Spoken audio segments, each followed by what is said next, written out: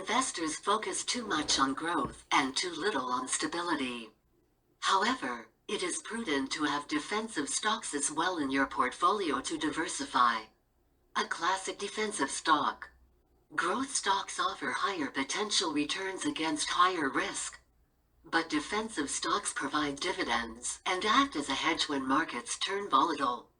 And that's why stability is more important in long-term investing, even if one has to sacrifice a few percentage points of return. Top utility stock Algonquin Power and Utilities is one such TSX stock.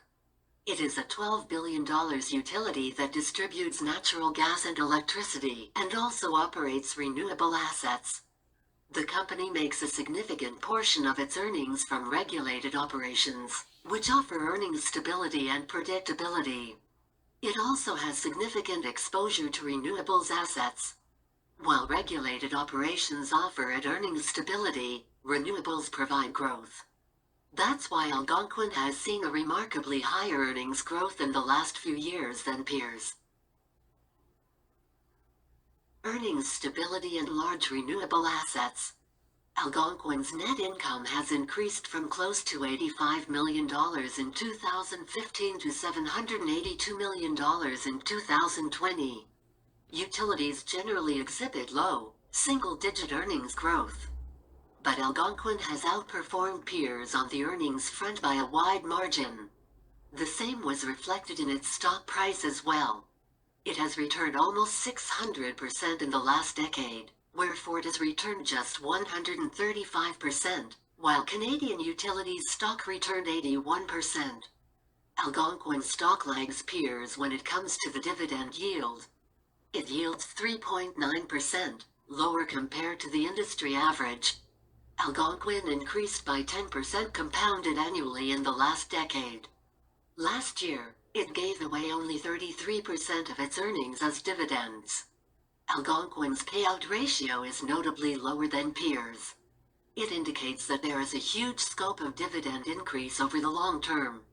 Fortis had a payout ratio of 67%, while Canadian Utilities had it at around 127% in 2020.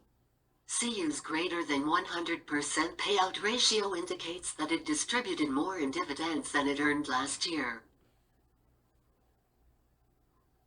Notably, FTS and CU also have solid dividend profiles and have some of the longest dividend increase streaks in Canada. Utilities generally have a higher payout ratio. Predictable requirements of capital expenses allow them to give away a large portion of their earnings to shareholders. Why utilities? Utility companies remain relatively stable, even in a market downturn.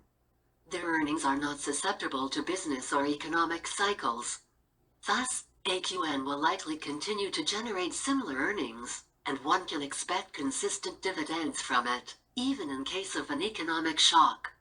Algonquin plans to invest US $9.4 billion in capital projects through the next 5 years. Investors can expect consistently growing dividends from AQN for the next few years, driven by its earnings stability and superior renewables portfolio. Bottom line. AQN stock was relatively faster to recover from the pandemic crash last year. It has soared 18% in the last 12 months, while Fortis and CU stocks have surged 8% each. Interestingly, AQN is still trading at a relatively discounted valuation against peers, suggesting a continued upward rally. I agree that utility stocks can be boring because of their slow stock price movements. However, they can generate decent returns with relatively lower risk. Even if you are an aggressive growth investor, it makes sense to hold stocks like Algonquin to protect the portfolio from volatility and recessions.